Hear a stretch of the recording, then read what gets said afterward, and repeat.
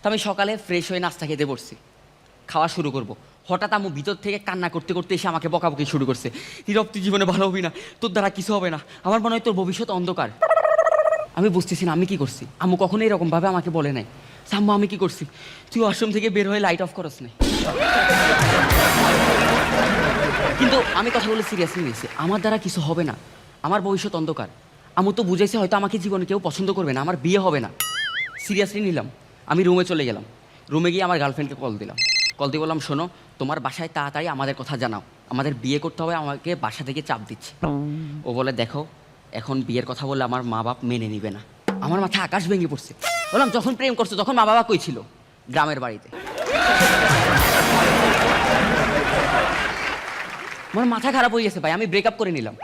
এরপর বাসা থেকে বের হয়ে যাচ্ছি, আমি পিছন থেকে বলতেছি, কি রে কই যাচ্ছস? বললাম, ভবিষ্যতের সন্ধানে।